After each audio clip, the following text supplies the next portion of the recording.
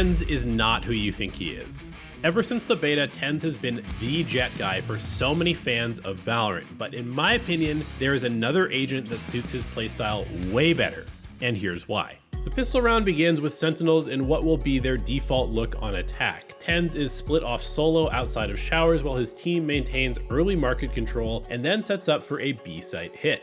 Right off the bat, we get to see some subtle but very unique things that Yoru brings to an agent composition. TenZ begins advancing towards showers and then throws his clone to the right corner while swinging the left. While the clone isn't the most reliable piece of initiation, it does create an opportunity for TenZ to get an advantaged fight. It also makes sound like there are two people outside of showers, which makes it more likely for a solo defending player to back off and give up a free orb to the Yoru. Now in this round, the defenders have committed to an aggressive 4-player wrap on showers, but this plays perfectly into Yoru's game plan. TenZ can hear the incoming flank and he is able to confirm this early aggression before teleporting to safety in spawn and allowing his teammates to speed up their advance to the B site. This is the basic idea of the Yoru. Enable TenZ to create pressure alone and then also safely escape from most situations. Round 2 begins with some more aggression from the defense, and after there are some trades down to a 3v3, Sentinels hits the B site through B long. To enter the site, TenZ sends out his clone towards Cubby and his gate crash to the default plant spot while Raze and Skye fled in towards Elbow. This is where we can see some more Yoru specific stuff that's really hard to pick out while watching the game live.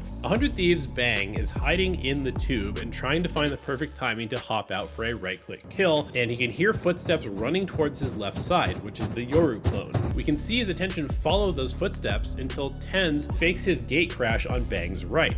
Now Bang is frozen. Is there danger on the left or the right? And so he doesn't move, he doesn't swing, and he doesn't get a chance to do so because Zekin's Raze has banked a nade perfectly into the tube that blows him out of the server. It's a perfectly executed utility combo that risks no close range fights against the worst weapons.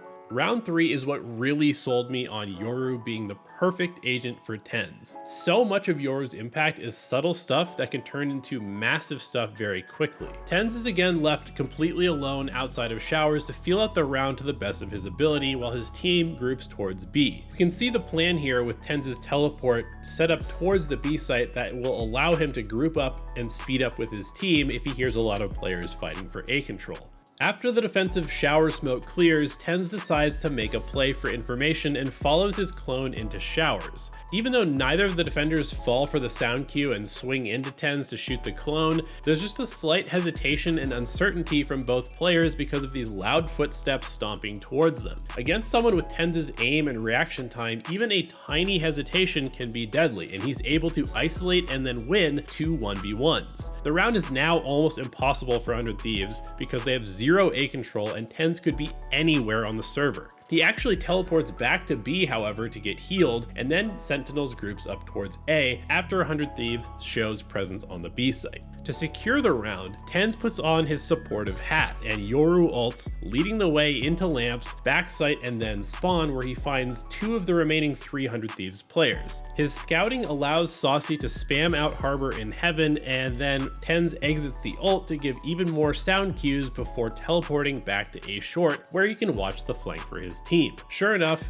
with a well-timed Skye ultimate, TenZ is able to clean up the flanker and secures the round. This round shows off the true power of Yoru on attack, as he's able to create so much pressure in super advanced positions, but then also be back with the team in an instant for a more grouped up and coordinated setup. Once you've established a pattern of pressuring showers, you can start mixing up your looks to keep the defense guessing. In round 5, TenZ immediately chases Brimstone off the angle, and in round 6, the defense brings an operator over to try and deal with TenZ for being such a nuisance. But TenZ is a step ahead of the game, and he opts for a very passive and deep hold, simply waiting out the defensive patience as 100 Thieves starts looking for information 45 seconds into the round. Again, this is a moment where Chamber could easily find a pick and escape unpunished, but TenZ's mechanics and a little wallbang damage allows him to once again find a massive first kill to bust open the 100 Thieves defense. In round 7, 100 Thieves brings 3 players to try and deal with TenZ, but he's reading the game well again, teleporting to safety early and setting up for a massively advantageous execute onto the B site.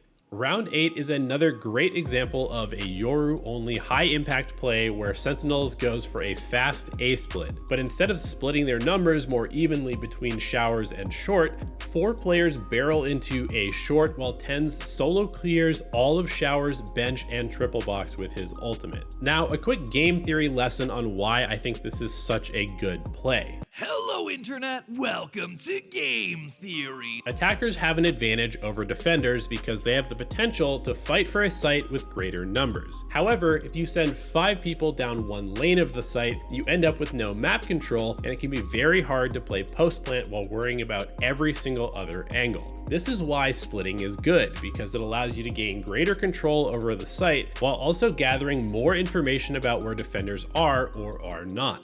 The problem with splitting is you can lose your numbers advantage if your 2 players splitting through showers run into 3 defenders fighting for that area. But with Yoru, you can keep a super strong core of 4 players in short while also clearing the entire other lane without any risk, and when you can teleport back to your core, it's like you have split the site but also run 5 players down one lane at the same time. Round 9 may be my favorite attack round from Sentinels because it showcases the underappreciated side of Yoru, his team play. Sentinels is grouped toward B long, and we get an unstoppable barrage of utility leading the way. Skydog pushes Chamber off his angle and is then followed by a guiding light flash and a Yoru flash to set up Zekken's raise for the first kill. Zekken then swings the overwhelmed Chamber for a second kill, while TenZ sends his gate crash into the default plant spot and a clone towards the cubby. As Raze satchels in, the defending Brimstone unleashes Orbital Strike to cut off the attackers. This fully isolates Zekken on site, but TenZ's clone draws just enough defender attention for Zekken to find a third entry kill. And then TenZ immediately teleports in past the still happening Orbital Strike to trade him out when Zekken eventually goes down. It's really just a beautiful layering of utility and movement to create an unstoppable site hit into a site that was being stacked by the defenders.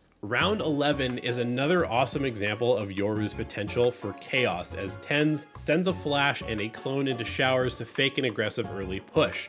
Instead of following his clone in, however, TenZ has swung wide and deep to catch Chamber just slightly off guard with his positioning. It's enough for TenZ's mechanics to capitalize on, and he immediately teleports to B to lead the attack up B long. But notice that his gate crash is actually set back in market because Sentinels is really going A this round. TenZ does then scuff a flash and get one-tapped, but in the span of just about 10 seconds, he has taken first contact on complete opposite sides of the map, creating an incredible amount of pressure for the defense to try and read. This creates a ton of confusion and allows Sentinels to easily walk onto the A site and plant. Round 12 is another example of the insanely powerful split that Yoru provides, as TenZ clears all the way through hookah onto site and wraps around to pinch B long for a montage-worthy shorty kill after exiting Dimensional Drift. Paired with an explosive Raze follow-up, there is simply no chance for 100 Thieves to hold the site, and Sentinels takes a commanding 10-2 lead into halftime.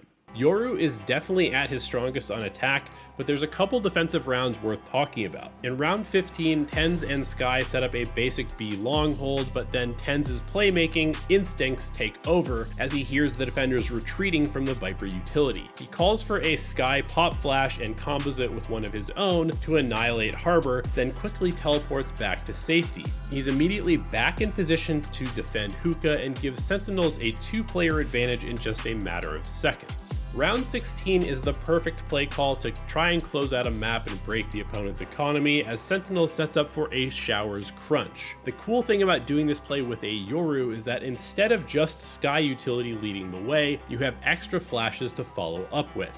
Yoru's clone is at its best in these super chaotic moments where the enemy team is almost always going to shoot it. And TenZ does this great little bait and switch where he peeks initially after Skye's flash, dips into cover, drops the clone, and then swings off its contact as Sentinels absolutely shreds 100 Thieves to break their economy and reach match point. In my opinion, TenZ has always been at his best when given the freedom to make chaotic and instinctual plays. His Jett has always been exciting because of this, but it also leads to a ton of overheating moments. Yoru, on the other hand, is quite simply the most chaotic agent in Valorant, and it seems to free TenZ even more to do things on his own, while also giving him options to enable teammates in more meaningful ways than just dashing onto site and trying to out-aim everyone.